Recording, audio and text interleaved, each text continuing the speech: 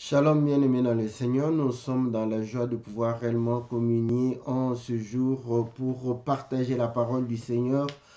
Que l'Éternel notre Dieu, créateur du ciel et de la terre, de l'univers visible et invisible, maître des temps, des circonstances, puisse vous être favorable.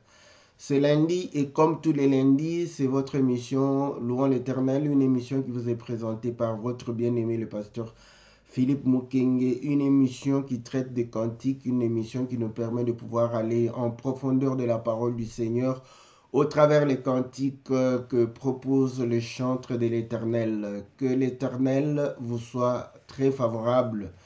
Que la main de l'Éternel puisse réellement vous assister, vous accompagner, vous bénir, vous protéger. Que cette main soit réellement une main qui s'élève comme une bannière de victoire dans votre vie. Que la main de l'Éternel soit réellement à votre service pour vous guérir, pour vous secourir, pour pouvoir réellement manifester la présence de Dieu dans votre vie. Nous croyons à la bonté du Seigneur, nous croyons à sa miséricorde. Voilà pourquoi nous voulons que vos prières, vos désirs, vos souhaits, que le Seigneur puisse véritablement les exaucer et que l'Éternel notre Dieu puisse vous accorder au-delà même de vos attentes. Que le Seigneur puisse vous bénir de toutes les bénédictions d'en haut, d'en bas, afin que vous soyez dans la joie et que vous puissiez le servir avec zèle, ambition, dans le nom puissant et glorieux de notre Seigneur Jésus. Nous disons un grand merci à ce Dieu qui donne à chacun de nous la possibilité de pouvoir réellement nous retrouver autour de la parole. Que le Seigneur puisse véritablement vous accorder ses faveurs et que l'Éternel puisse être élevé et loué au travers de ce moment de communion. Et nous saluons tous les bien-aimés qui sont fidèles à cette émission, tous ceux qui nous suivent au travers réellement les nets, tous ceux qui nous suivront sur notre compte YouTube. Que le Seigneur vous soit très favorable. Salutations à ceux qui sont en Afrique, en Océanie, en Asie, en Europe, en Amérique.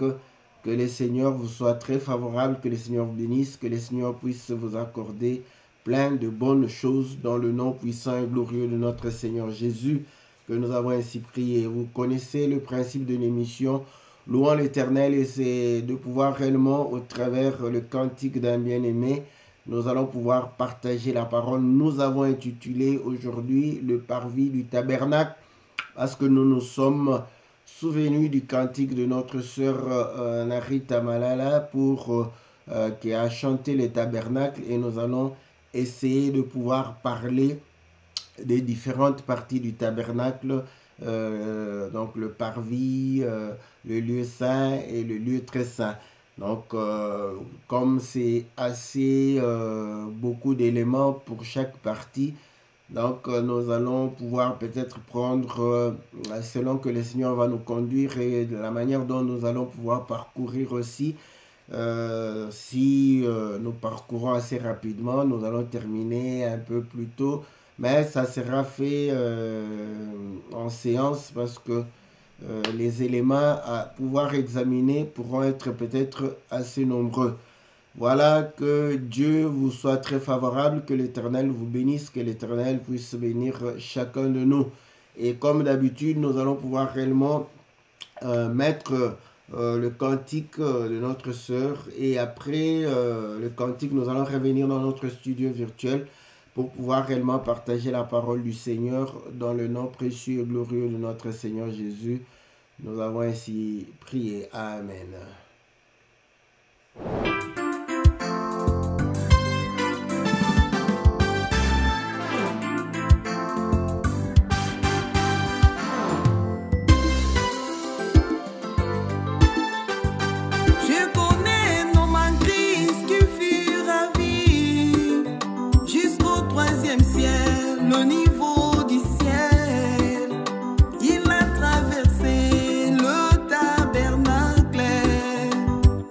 Le parvis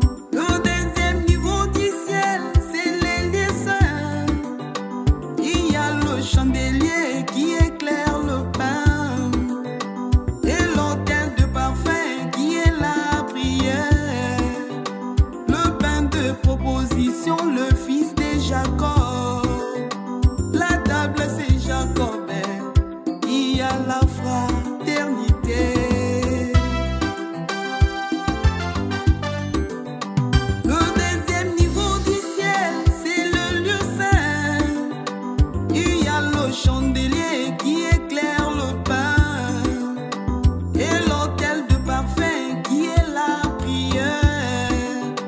Le pain des propositions, les fils de Jacob. La table c'est Jacob. Il y a la fraternité. Il y a trois dimensions, c'est Jésus. C'est Jésus mon sauveur. Il est comme l'arche de Noé à trois niveaux. Il a trois dimensions. C'est lui les tabernacles, Dieu parmi les hommes. Les hommes, les hommes. Voilà, bien-aimés dans le Seigneur, nous revenons dans notre studio virtuel, donc nous venons de suivre l'extrait de du cantique de notre sœur Narita Tabernacle, donc où elle est en train de pouvoir chanter ce que Paul avait réellement écrit, je crois c'est dans le livre de 2 Corinthiens, je ne sais pas si c'est le chapitre 10 ou 11 ou 12, donc où il parle de l'homme qui était allé au 3e ciel. Donc ici nous voyons que pour y arriver, il fallait passer le 1er, le 2e et le 3e ciel. Et c'est comme ça qu'elle chante pour dire que voilà, le 1er ciel c'est le parvis, donc le 2e c'est le lieu très saint, et le 3e ça sera... le 2e c'est le lieu saint, le 3e ça sera le lieu très saint. Voilà, bien aimé dans le Seigneur. Donc ici elle va pouvoir chanter pour dire que voilà, dans le parvis il y avait l'autel de rein, il y avait aussi la cuve de rein, et tout cela était pour un but. Donc l'autel c'est pour pouvoir réellement consumer le sacrifice. Le cuve de rein c'était pour pouvoir faire les ablutions. Donc voilà, elle a chanté pour dire que voilà, c'était le symbole du baptême. Voilà, bien aimé, nous croyons que c'est ça le résumé du cantique de notre sœur. Donc nous saluons tous ceux qui nous ont rejoints. Que le Seigneur vous soit favorable, que le Seigneur vous bénisse, que le Seigneur puisse vous accorder toutes les bonnes choses que vous avez réellement besoin dans la vie de tous les jours, afin que votre joie soit parfaite. Et nous allons pouvoir lire pour parler, n'est-ce pas, du parvis, n'est-ce pas. Nous lisons dans le livre de Exode chapitre 27. Voilà, nous n'allons pas commencer directement parce que l'autel était, n'est-ce pas, le parvis, c'est bon, c'est vrai que on considère comme étant le devant, n'est-ce pas, du tabernacle, de la tente. Donc à ce moment-là, donc nous allons plus parler de la partie qui est plus devant l'entrée du tabernacle. Mais cependant, le parvis, nous pouvons le considérer comme étant la parcelle qui était, n'est-ce pas, entourée, voilà, dans lequel il y avait le tabernacle. C'est comme une maison normale. Vous avez la maison et vous avez la clôture, et tout ça fait partie de la maison. Mais la clôture, donc c'est la parcelle, donc là en fait c'est le dehors de la maison, mais à l'intérieur de la parcelle parce que c'est clôturé. Donc cela démontre que tous ceux qui sont en dehors de la clôture, donc ils ne peuvent pas entrer, si ce n'est d'entrer que par la porte. S'ils entrent en escaladant, n'est-ce pas, le mur, on peut le considérer comme étant un voleur. Donc pour entrer, il faut qu'on puisse leur ouvrir la porte afin de pouvoir entrer par la porte. Donc nous comprenons que le parvis, c'est la parcelle du tabernacle. Voilà. Mais vous allez comprendre que c'est le devant, n'est-ce pas, qui va pouvoir aussi nous intéresser. Mais donc, le chapitre 27 de Exode nous parle, commence par l'autel, mais nous n'allons pas commencer par l'autel parce que nous avions dit qu'il y a la clôture, il y a la parcelle. Donc nous commençons par la clôture, donc le parvis en soi. Je lis au verset 9, il est dit ceci: tu feras le parvis du tabernacle du côté du midi, il y aura pour former le parvis des toiles de fin lin rétort sur une longueur de 100 coudées pour ce premier côté. Donc, vous allez comprendre que le midi c'est le sud, le nord c'est au-dessus, et nous avons, n'est-ce pas, l'Occident et l'Orient, je crois bien. Voilà. Donc, à ce moment-là, nous comprenons déjà que la longueur du côté sud était de 100 coudées. Voilà. Avec 20 colonnes posant sur 20 bases d'airain, les crochets de colonnes et leurs triangles seront d'argent. Du côté du nord, il y aura également des toiles sur une longueur de 100 coudées avec 20 colonnes et leurs 20 bases d'airain. Les crochets des colonnes et leurs triangles seront d'argent. Du côté de l'Occident, il y aura pour la largeur, donc là on comprend que le tabernacle était, la parcelle du tabernacle, même je crois aussi le tabernacle était, n'est-ce pas, comme un rectangle, et puis c'était, n'est-ce pas, voilà, la longueur était au nord et au sud, donc c'est comme un rectangle couché comme ça, voilà. Donc, les largeurs étaient de part et d'autre, donc de l'Occident et en Orient. Il dit, voilà, du côté de l'Occident, il y aura pour la largeur du parvis 50 coudées de toile avec 10 colonnes et les 10 bases. Du côté de l'Orient, sur les 50 coudées de largeur du parvis, il y aura 15 coudées de toile pour une aile avec 3 colonnes et leurs 3 bases. Et 15 coudées de toile pour la seconde aile avec 3 colonnes et leurs 3 bases.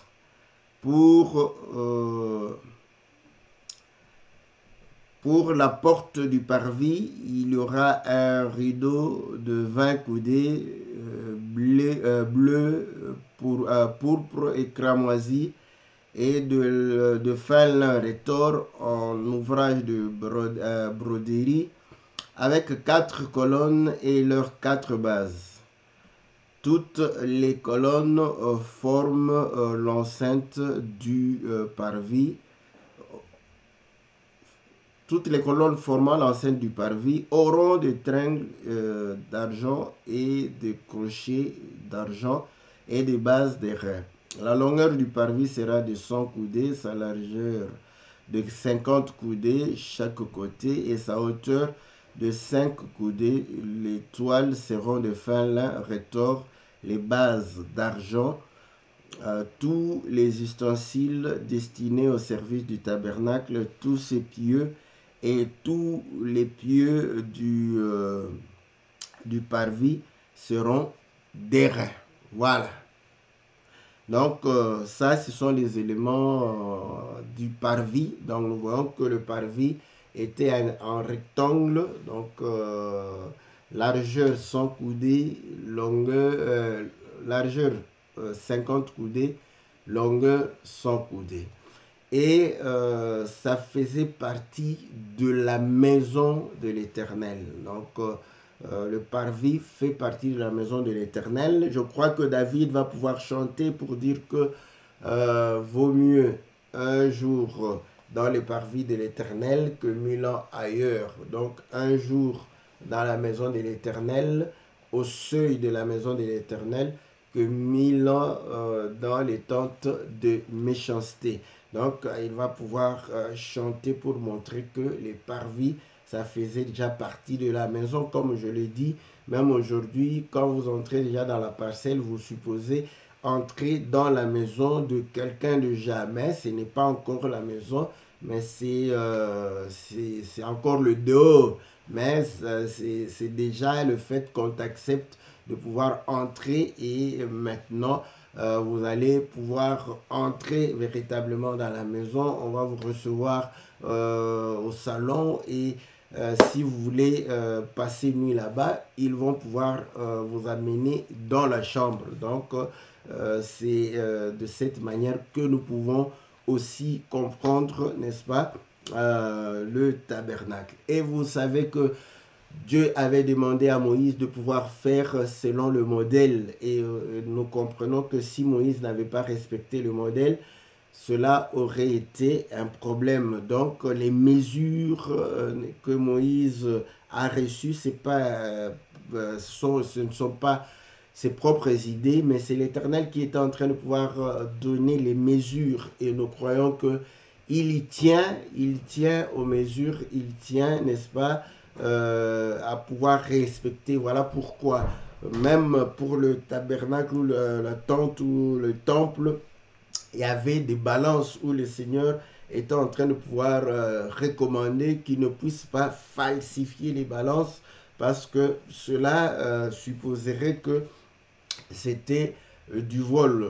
Parce que les gens venaient avec leurs produits de la maison, n'est-ce pas? Nous prenons le cas par exemple des dîmes.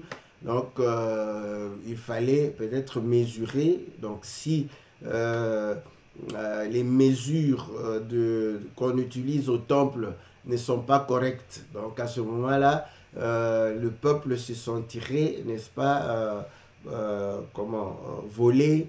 Le peuple va pouvoir réellement se sentir comme on a triché. Donc voilà pourquoi les balances qui étaient au temple devraient être des balances justes. Nous le disons pourquoi? Parce que vous allez comprendre que les marchands, les vendeurs, eux, ils ont besoin de bénéfices. Ils peuvent trafiquer les balances, les mesures pour pouvoir faire beaucoup plus de gains. Donc à ce moment, on comprend que leurs mesures peuvent être trafiquées parce qu'ils ont besoin de gagner plus. Mais à la maison de l'Éternel, il ne fallait pas trafiquer les mesures parce que Dieu tient aux mesures. Donc ça, c'est déjà l'idée qui nous montre que tout ce que nous pouvons lire, nous devons considérer cela. Comme je l'ai toujours dit, bien aimé dans le Seigneur, beaucoup de gens disent aussi, de manière globale, nous témoignons que nous sommes en train de progresser dans la lumière de la parole, dans la révélation, dans la prophétie, n'est-ce pas, dans la connaissance que nous avions il y a 30 ans, ce n'est pas la même connaissance que nous avons aujourd'hui. Nous avons beaucoup plus de facilité aujourd'hui de pouvoir réellement sillonner la Bible parce que nous avons acquis beaucoup de connaissances. Donc ça nous permet de pouvoir réellement lire la parole de Dieu assez facilement, n'est-ce pas? Mais comme nous le disons, n'est-ce pas, il faut toujours se laisser emporter par l'Esprit du Seigneur. Et vous pouvez ne pas avoir tous les éléments. Donc on a ici, il y a beaucoup d'éléments que nous avons pu lire. Je dis, voilà, quand vous lisez, parce que vous avez déjà des acquis, en fonction des acquis, vous pouvez commencer à comprendre tel élément, tel autre élément, et un troisième élément peut vous échapper, c'est pas grave. Peut-être demain, en y revenant, Dieu peut t'éclairer pour pouvoir réellement comprendre le troisième élément, où tu peux entendre un prédicateur, un enseignement, tu peux entendre, n'est-ce pas, dans un séminaire, et avoir la lumière sur l'élément qui te manquait. Donc, pourquoi? Parce que individuellement aussi, nous progressons, n'est-ce pas, dans la connaissance. Voilà pourquoi j'ai toujours dit, il faut être tranquille quand vous lisez les Écritures, quand vous êtes en train de pouvoir réellement examiner les Écritures. Moi aussi, quand je les examine, j'explique là où j'ai la facilité de pouvoir expliquer. Il y a des choses que je peux comprendre, mais j'ai la difficulté de communiquer. Je prends du temps pour communiquer cela avec beaucoup plus de facilité. Car le but, ce n'est pas de vous faire comprendre que nous connaissons, mais le but de pouvoir réellement partager cette connaissance afin que ça devienne la vie de tout un chacun de nous. Donc, vous allez comprendre que il a été demandé à Moïse de faire les choses selon le modèle. Donc, selon le modèle, selon les dimensions. Donc, quand on parle par exemple de 100 coudées, donc Moïse a vu, n'est-ce pas, le tabernacle au sommet de la montagne, mais ce n'était pas quelque chose de physique, ce n'était pas quelque chose de palpable. Donc, mais quand il a vu, donc il va représenter la dimension qu'il a vue là-bas, n'est-ce pas? Il va le représenter sur la terre, n'est-ce pas, avec 100 coudées. Donc le 100 coudées, n'est-ce pas, a une signification spirituelle. Pourquoi? Parce que vous allez comprendre que effectivement, quelqu'un va dire, mais c'est quoi ça? Vous aussi, vous cherchez la petite bête. Nous ne cherchons pas la petite bête. Voilà, par exemple, je prends l'écriture de Éphésiens chapitre 3 pour vous montrer que effectivement Dieu a des dimensions. Voilà. Nous sommes au verset, je commence au verset verset 17. En sorte que Christ habite dans vos cœurs par la foi, afin qu'étant enracinés et fondés dans l'amour, vous puissiez comprendre avec tous les saints quelle est la largeur, la longueur, la profondeur et la hauteur, n'est-ce pas?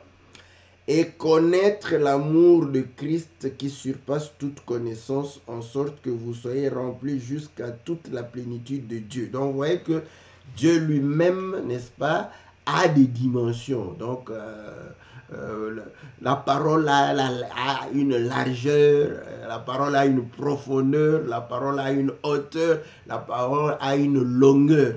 Donc quand nous arrivons là-bas, nous voyons les mesures, longueur, largeur. Nous ne pouvons pas négliger cela, parce qu'ici nous voyons que c'est une écriture où on est en train de parler, quand bien même sur le plan spirituel, on ne peut pas quantifier cela, mais vous allez voir que sur le plan spirituel, ça sera plutôt une mesure qui aura un aspect qualitatif. Voilà, donc ça va représenter quelque chose. Voilà, donc nous voyons que le tabernacle témoignait de la maison de Dieu. Déjà au chapitre 26, écoutez ce que le Seigneur, c'est 25 plutôt, au chapitre 25, le verset 8, il est dit « Ils me feront un sanctuaire et j'habiterai au milieu d'eux. Vous ferez le tabernacle et tous ses ustensiles d'après le modèle que je vais te montrer. » Donc, nous comprenons que c'est l'habitation de notre Dieu, c'est la maison de Dieu, n'est-ce pas? Donc, c'est important de connaître, n'est-ce pas, cette maison. Donc, je peux prendre, n'est-ce pas, une écriture dans le livre de Psaume 65, verset 5. Voilà, qu'est-ce qui est dit là-bas? Psaume. David parle du parvis, n'est-ce pas? Voilà. Il est dit ceci: heureux celui que tu choisis et que tu admets en ta présence pour qu'il habite dans tes parvis. Nous nous rassasierons du bonheur de ta maison. Donc, vous voyez, ça fait partie. D'abord, quand on est, on va dans le parvis, on est heureux. Dieu a choisi. Donc, c'est pas n'importe qui qui peut aller là-bas. Voilà. Donc, il faut être réellement bon, ici que tu as choisi. Mais on dit pour que le Seigneur fasse son élection, n'est-ce pas, il appelle. Donc, pour aller là-bas, il faudrait entendre l'appel de Dieu. selon qu'il est écrit. Aujourd'hui, je vais lire beaucoup d'écritures peut-être. Le livre de Romains, juste pour faire comprendre qu'effectivement, il faut être appelé pour être choisi. Romains chapitre 8, il est dit ceci au verset 30. Voilà. Je peux commencer même au verset 28. Nous savons du reste que toute chose concourt au bien de ceux qui aiment Dieu et de ceux qui sont appelés selon son dessein. Car ceux qu'il a connus d'avance, il les a aussi prédestinés à être semblables à l'image de son Fils, afin que son Fils fût le premier-né entre plusieurs frères. Et ceux qu'il a prédestinés, il les a aussi appelés. Ceux qu'il a appelés, il les a aussi justifiés. Ceux qu'il a justifiés, il les a aussi glorifiés. Que dirions-nous donc à l'égard de ces choses? Si Dieu est pour nous, qui sera contre nous? Donc, vous voyez, il faudrait l'appel. Pour aller dans les parvis, il faudrait qu'on puisse t'appeler. Mais, vous voyez qu'ici, on a dit que Dieu nous a destinés à être semblables à son Fils afin que nous puissions avoir l'image, n'est-ce pas, de son Fils. Or, écoutez, au commencement, quand Dieu créa, il dit que créons l'homme à notre image. Et lorsque nous lisons dans Luc chapitre 3 la généalogie de Jésus, vous allez comprendre que Jésus, fils fils d'Adam, fils de Dieu. Donc, Adam est l'image de Dieu. Cela voudrait dire que Adam est fils de Dieu parce que le fils ressemble, n'est-ce pas, au Père. Voilà. Donc, celui qui m'a vu a vu le Père. Donc, parce que le Fils est l'image même de Dieu. Donc, nous comprenons que être image à la ressemblance de Christ, c'est manifester la nature des enfants de Dieu. Voilà. Or, écoutez, pour être enfant de Dieu, n'est-ce pas, l'Écriture dit que tous ceux qui descendent d'Israël ne le sont pas. Pour être d'Israël, il fallait véritablement être fils d'Isaac. Je vais lire l'Écriture dans le livre de Romains, chapitre 9, au verset 6. Ce n'est point à dire que la parole de Dieu soit restée sans effet, car tous ceux qui descendent d'Israël ne sont pas Israël. Et pour être la postérité d'Abraham, ils ne sont pas tous ses enfants. Mais il est dit, en Isaac sera nommé pour toi une postérité. C'est-à-dire, ce ne sont pas les enfants de la chair qui sont enfants de Dieu, mais que ce sont les enfants de la promesse qui sont regardés comme la postérité. Donc, vous voyez, celui qui est choisi pour être dans la maison de l'Éternel doit, n'est-ce pas, faire partie, n'est-ce pas, de cette maison. Et nous comprenons que il doit être appelé, mais Dieu l'a prédestiné, c'est selon, n'est-ce pas, le dessein. Or, selon le dessein de Dieu, cela voudrait dire que c'est selon, n'est-ce pas, son choix. Si je continue la lecture, vous allez comprendre. Donc, pour être, n'est-ce pas, dans la maison de l'Éternel, il faudrait que nous ayons été dans le dessein de Dieu, prédestiné pour manifester la nature divine. Et pour cela, nous comprenons que nous devons être appelés. Mais on va nous appeler d'où? Du dehors, vous voyez? Mais ici, nous comprenons que pour être réellement Israël, il faut être fils d'Abraham. Ah, ça, c'est bon. Vous voyez, on a parlé d'Abraham. Mais maintenant, on parle d'Abraham, mais pour être fils d'Abraham, on dit qu'en Isaac sera nommé, n'est-ce pas, ta propre postérité. Mais Isaac est venu quand? Isaac est venu quand Abraham avait 100 ans. Vous voyez? Et c'est là où Abraham a eu le nom de père d'une multitude. Donc, vous allez comprendre que quand Abraham va pouvoir engendrer Isaac, c'est alors que Isaac va pouvoir réellement être identifié comme sa postérité. Pour quelle raison? Parce que c'est selon la promesse. Et quelle a été la promesse?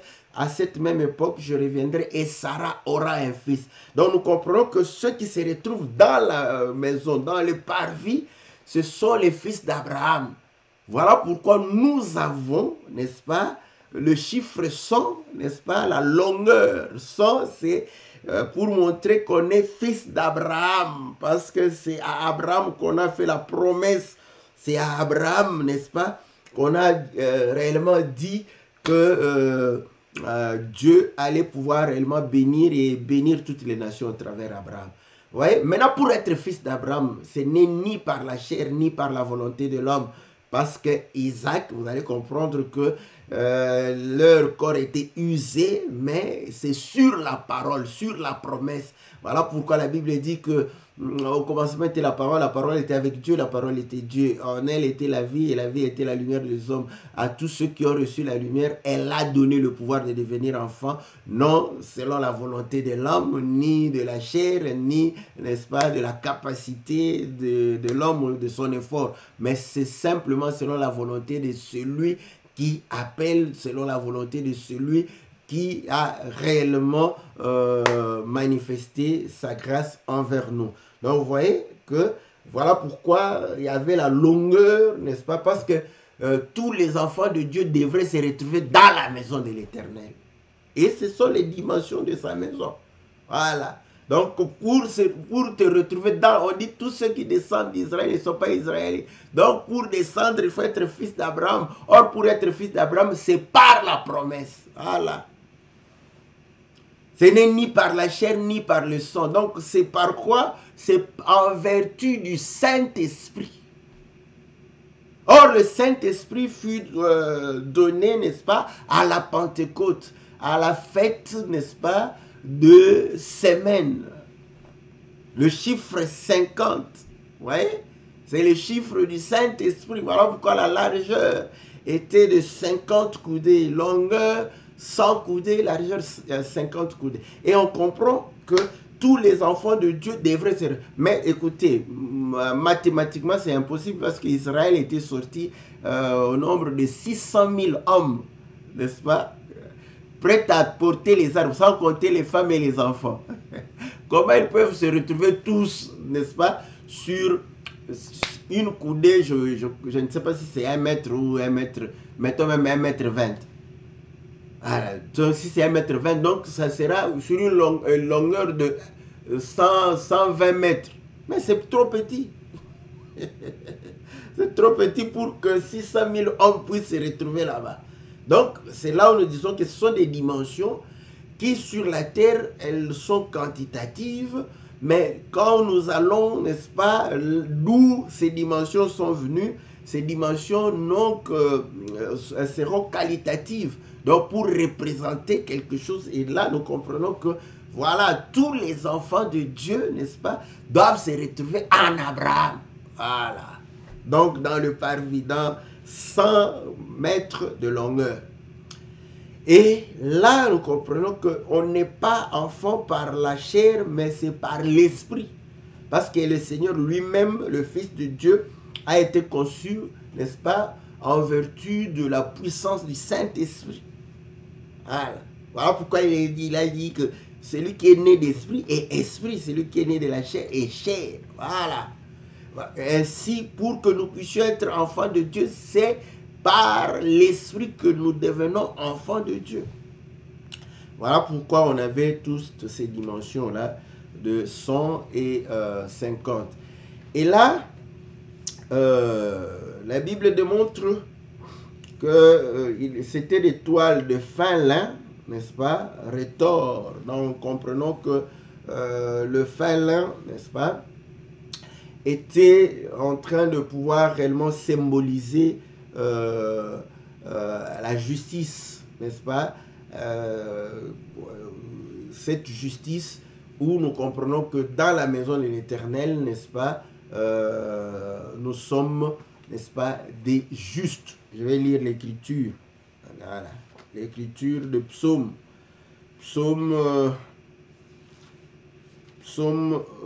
92 ou 92 chez nous les Belges ici. Voilà. Psaume 92, 92, au verset 13. La Bible dit, les justes croissent comme le palmier Il s'élève comme le cèdre du Liban, planté dans la maison de l'Éternel. Il prospère dans les parvis de notre Dieu. Ils portent encore de fruits dans la vieillesse et ils sont pleins de sève et verdoyants. Donc, vous voyez, donc là-bas, il y a la justice. Et le fin là, n'est-ce pas, démontre que c'est une maison de justice. C'est là où les gens sont justifiés. Ceux qui sont justifiés, ils sont réellement de... Nous avons lu l'écriture, il les a appelés, il les a justifiés, il les a glorifiés. Ok, c'est beau, c'est très bon. Donc, nous comprenons effectivement, n'est-ce pas, le son parler d'Abraham, 50 parler réellement de la Pentecôte, du Saint-Esprit, voilà, donc on peut aller dans beaucoup de choses. Celui qui a le Saint-Esprit est libéré, n'est-ce pas, prend sa retraite par rapport au péché, donc il est dans le jubilé. Voilà. Maintenant, écoutez, donc on dit que, je reviens sur les dimensions, je reviens dans Exode chapitre 26, 27, il est dit, voilà, sa hauteur sera de 5 coudées. Voilà, donc nous voyons, nous avons le chiffre 150 et 5. Or, comme nous avions dit, pour venir là-bas, il faut que tu sois appelé. Si tu n'es pas appelé, n'est-ce pas, tu ne peux pas venir là-bas. Voilà, donc tu ne peux pas venir là-bas. Voilà, tu voudras, si tu n'es pas appelé, tu vas vouloir passer, n'est-ce pas, en escaladant le mur, et là, tu seras considéré comme un voleur. Je prends directement, parce qu'on est appelé, je vais parler directement de la porte, n'est-ce pas, du parvis. Il est dit ceci, au verset 15, au verset 16. Pour la porte du parvis, il y aura un rideau de 20 coudées, bleu, pourpre et cramoisi, de fin lin retors, en ouvrage de broderie, avec 4 colonnes et 4 bases. Voilà. Toutes les colonnes formant l'enceinte du parvis auront des tringles d'argent et des crochets d'argent et des bases d'airain. Donc on va profiter pour parler des éléments qui pour la porte. Déjà la porte, vous allez comprendre que c'est par là où on entre. Voilà. C'est par là où on entre. Et écoutez ce que le Seigneur dit. C'est encore dans Matthieu chapitre combien, 17, 7 si je ne me trompe pas. Matthieu chapitre 7 au verset 13. On dit: entrez par la porte étroite, car large est la porte, spacieux est le chemin qui mène à la perdition. Il y en a beaucoup qui entrent par là. Voilà. Mais étroite est la porte, resserré le chemin qui mène à la vie, et il y a peu qui les trouvent. Voilà. Donc vous voyez que ici, on démontre que le Seigneur est en train de pouvoir démontrer que ceux qui trouvent la porte, n'est-ce pas, qui mène vers la vie, il y en a peu. Voilà. Donc, il y en a peu qui vont pouvoir trouver cette porte. Mais pour trouver cette porte, comme on le dit, n'est-ce pas, je crois dans Actes chapitre 17, lorsque Paul était en train de parler à l'aéropage, il démontrait que Dieu a voulu que les gens puissent les chercher en tâtonnant. Donc, vous allez comprendre que quand vous le faites vous-même, vous allez tâtonner, vous n'allez pas trouver la porte. Et le Seigneur dit qu'il est la porte des brebis.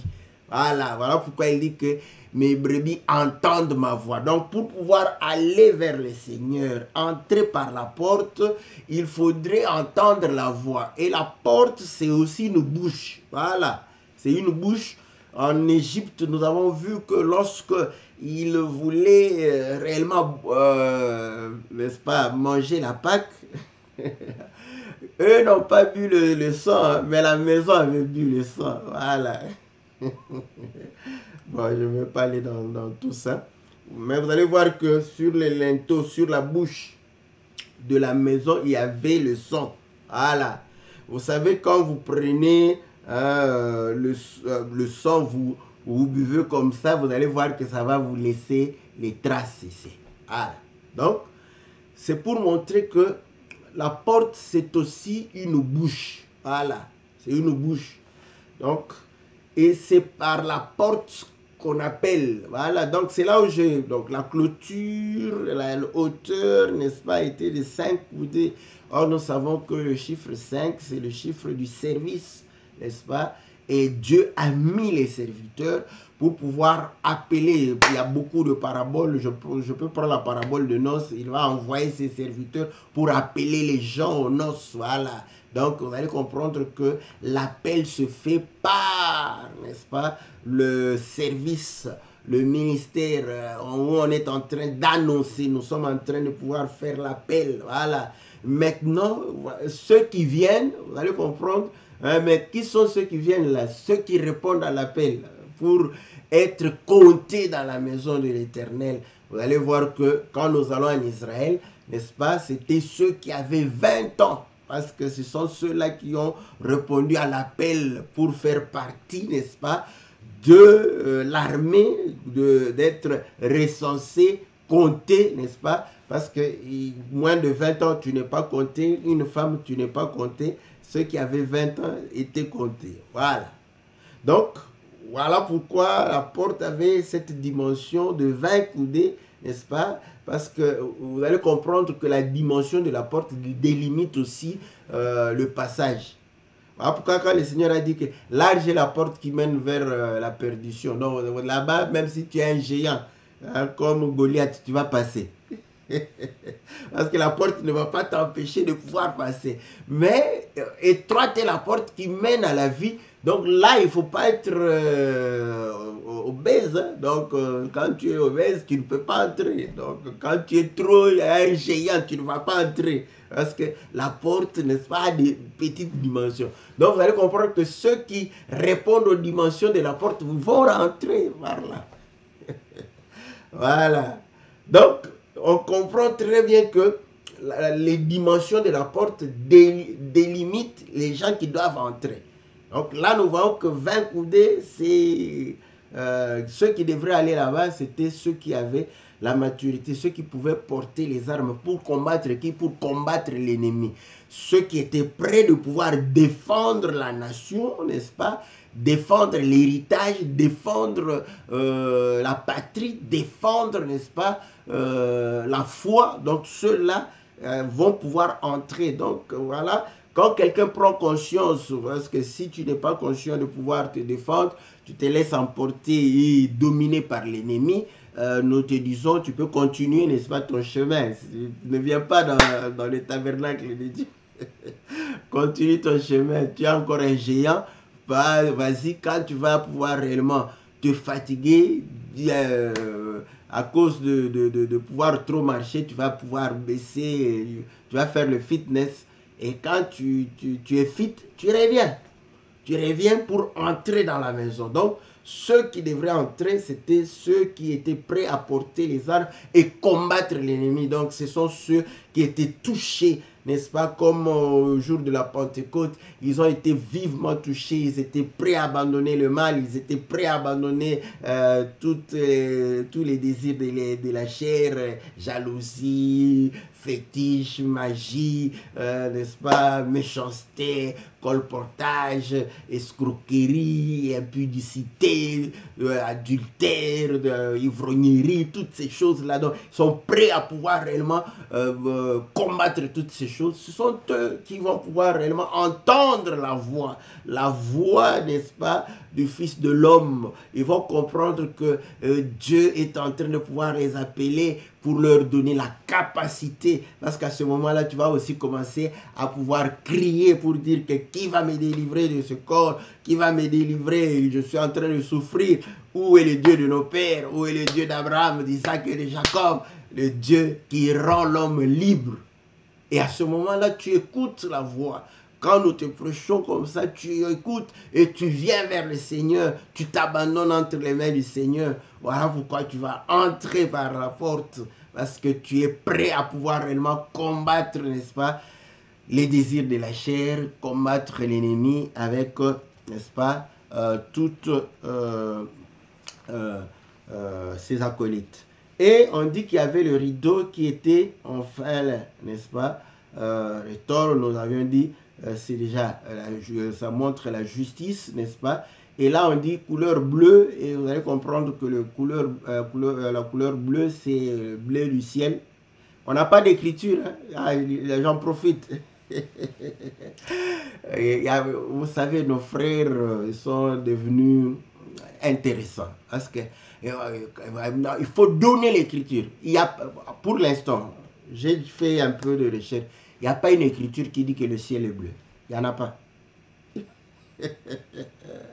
J'aime ça, j'aime ces choses. Ok, que Dieu soit loué. Il n'y en a pas. Mais je sais que la plupart de mes frères, hein, ils disent, quand on parle du bleu, nous tous on est d'accord. Moi aussi je suis d'accord. Mais je souligne ça parce que ce sont des choses que j'oublie. Hein, parce que moi, les choses comme le mauvais côté, hein, ce qui est négatif, j'oublie ça rapidement.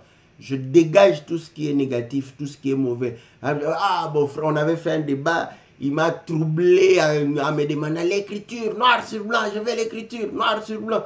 Et je n'en avais pas, mais je sais que la démarche que j'ai faite, c'est la démarche que nous tous nous faisons.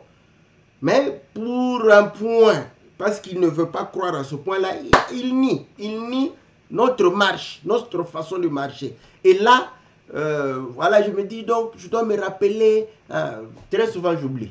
Quand je reviens dans un autre débat, j'oublie. J'en profite maintenant que ça me vient. Il n'y a pas d'écriture, selon mes recherches, hein, il n'y a pas d'écriture qui dit clairement le ciel est bleu. Il n'y en a pas. Mais je ne suis pas le premier, hein. J'ai été enseigné comme ça. Quelqu'un va dire, mais tu reproduis? Oui, je reproduis parce que je suis convaincu que le ciel est bleu. Quand tu sors, tu vas voir que le ciel est bleu. Oh, que le Seigneur soit loué. Là, j'ai dit bravo à certains de mes frères qui me disent que la nature est une écriture de Dieu. Ah. Parce qu'ici, vous savez, il y a des frères qui disent, oh, selon la Bible, l'arc-en-ciel n'a qu'une seule couleur. C'est faux. C'est une déduction. C'est une déduction. Pourquoi? Parce qu'en Apocalypse, excusez-moi que nous puissions faire la virgule ici, n'est-ce pas? En Apocalypse chapitre 4, ou voilà, chapitre 4, attendez, je vais lire, c'est ici où, voilà, au verset 3, celui qui était assis avait l'aspect d'une pierre de jaspe et de sardone, et le trône était environné d'un arc-en-ciel semblable à de l'émeraude. Voilà ce que l'Écriture dit. Un arc-en-ciel semblable à de l'émeraude. Maintenant, eux, ils vont te dire que l'arc-en-ciel a une seule couleur. Pose-lui la question maintenant. Il lit ça où? Il suppose. C'est bien. Je fais comme si je ne suis pas d'accord. Je suis d'accord avec cette démarche-là. Mais la personne est en train de te reprocher ce que lui-même fait comme démarche. Il va te dire que voilà, l'émeraude. Parce qu'il suppose que l'émeraude n'a qu'une couleur. Pose-lui maintenant la question. Donne-moi l'écriture qui démontre que l'émeraude n'a qu'une couleur. Il n'aura pas ça. Et tu lui poses encore la question. Dis-moi l'écriture qui dit que l'émeraude est vert. Parce que nous tous, nous témoignons que l'émeraude est vert. Qu'il te donne l'écriture. Il n'y en a pas. L'écriture, c'est quoi? Ce sont nos yeux. Quand tu prends l'émeraude, tu regardes comme ça avec tes yeux ici. Tu les regardes. Tu verras que l'émeraude est vert. C'est ça, simple comme bonjour papa, bonjour maman. C'est tout. Mais les gens, parfois, ils veulent se compliquer la vie pour rien. Pour rien comme ça. Oh non, vous voyez, l'arc-en-ciel n'a qu'une seule couleur selon la Bible. C'est pas juste, c'est selon sa déduction. Comment il y a une couleur? Et pourtant, ça a été démontré que l'émeraude, dans la nature n'a pas la même couleur. Voilà. Donc aujourd'hui, on a la facilité Google. Les émeraudes. On va te sortir les émeraudes. Tu vas voir les différentes couleurs d'émeraudes. Et là, nous allons te dire, tu vois. Parce que si il y a l'émeraude vert, il peut y avoir l'émeraude. Parce que je n'ai même pas vérifié. Je sais qu'ils n'ont pas toutes les mêmes couleurs. Je vais le vérifier après l'émission ici. Je sais que mes frères, parfois, ils sont terribles. Donc, il faut être bien armé. Donc, s'il y a une autre couleur, mais l'arc-en-ciel, quand tu le vois déjà avec plusieurs couleurs. C'est tout. C'est simple. Vous cherchez. Et l'Éternel avait dit que s'il y a menace de pluie et que vous voyez, est-ce qu'il a dit vous allez lire? On ne va pas lire, on doit voir avec les yeux. Mais quand tu vois l'arc-en-ciel, tu le vois avec combien de couleurs? Une seule couleur? Non, plusieurs couleurs. Simple comme bonjour. Parfois on se complique. Donc j'étais en train de dire le bleu, c'est le ciel. Verset, vous allez comprendre que le saphir, n'est-ce pas, est comparé au bleu, au ciel. Et le saphir est bleu dans la nature. C'est comme ça.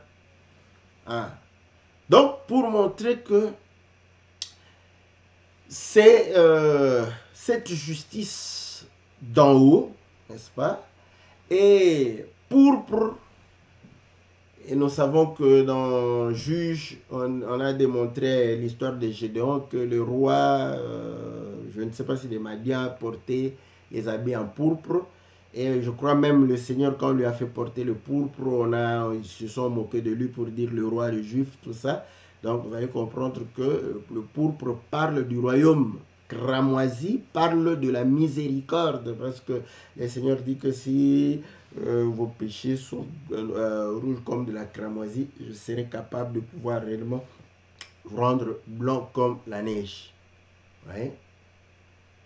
Donc là, nous comprenons qu'effectivement, lorsque nous y allons, le Seigneur va nous donner, parce que le rideau, le voile, c'est aussi l'habit.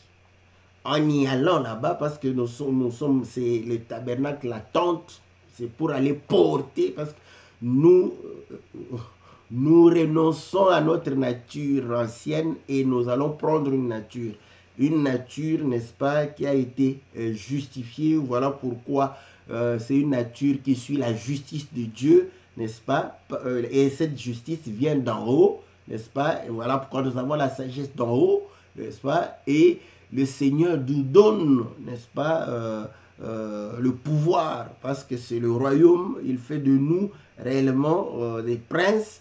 Nous avons ce pouvoir-là, n'est-ce pas, et il nous fait miséricorde. Voilà pourquoi nous aussi, nous devons être miséricordieux, n'est-ce pas, envers les autres. Et il est dit qu'il y a la broderie, et Cantique de Cantique parle de la broderie comme étant l'œuvre de l'amour. Donc nous comprenons que dans tout ça, c'est par l'amour, car Dieu nous a aimés. Voilà, il nous a envoyé la porte, Jésus qui est la porte, pour que nous puissions entrer par la porte. Et la porte de brebis, c'est même l'amour de Dieu. Vous voyez qu'il y a beaucoup de choses à pouvoir dire, n'est-ce pas? Donc, voilà. Donc là, nous voyons le rein, n'est-ce pas? Déjà, bon, le rein, on pourra le parler aussi avec l'autel des reins. Donc, je laisse les reins. Nous voyons qu'il y a 4 colonnes. Donc, la porte, nous avons le chiffre 20 pour parler, n'est-ce pas, de la capacité, la conscience qu'on a pour pouvoir abandonner les œuvres mortes. Nous avons, n'est-ce pas, le chiffre 4, n'est-ce pas, les 4 colonnes. Et là, nous comprenons que c'est la porte, c'est la bouche. Et 1 Corinthiens chapitre 14, vous voyez, Paul dit, si je venais à vous, je vais parler par connaissance, par doctrine, par révélation ou par prophétie. Donc, vous voyez, ce sont les moyens qui font que nous puissions entendre l'appel, n'est-ce pas, de notre Seigneur, afin de comprendre le message, afin de comprendre la parole et de pouvoir réellement répondre, n'est-ce pas, à l'appel de Dieu. Voilà.